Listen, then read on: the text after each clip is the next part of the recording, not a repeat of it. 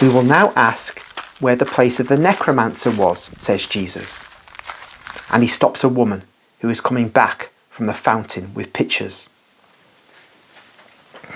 Just a pause there. This happens again and again, and it's nothing to be surprised about, nothing remarkable, but it is worth saying in view of our Christological doctrines.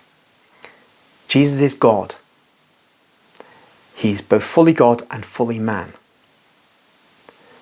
The church has not said how the two natures integrate, but they are integrated. Never mingling, but they are integrated, as it were, in the one divine person, whom we call Jesus, who is the second person of the Holy Trinity. But in his human nature, Jesus can show ignorance. And here it says, he asks where the place of the necromancer is.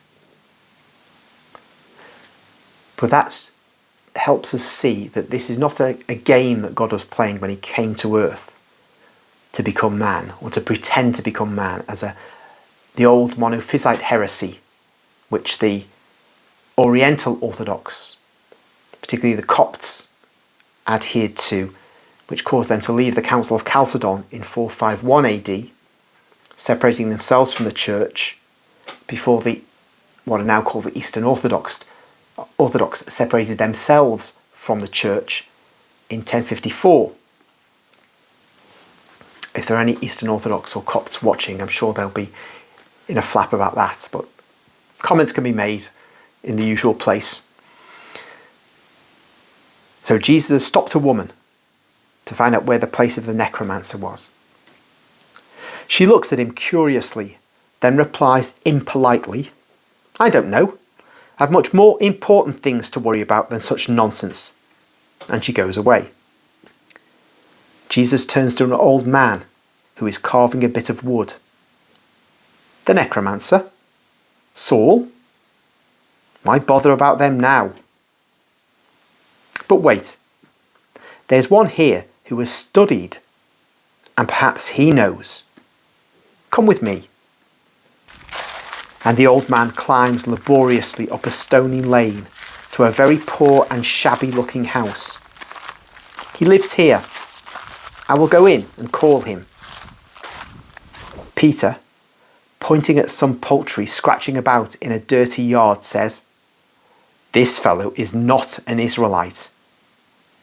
But he says no more, because the old man comes back, followed by a man blind in one eye, who is as dirty and untidy as everything round his house. The old man says, "See? This man says that it's over there, beyond that dilapidated house. There's a path, a stream, a wood and some caves. The one at the top, where there are still traces of ruined walls on one side, is the one you're looking for. Is that right?" "No, you've muddled everything. I will go with these strangers." The man's voice is harsh and guttural, which increases everybody's feeling of uneasiness. He starts walking. Peter, Philip, and Thomas make repeated signs to Jesus to advise him not to go. But Jesus does not pay attention. He walks with Judas behind the man, and the others follow him unwillingly.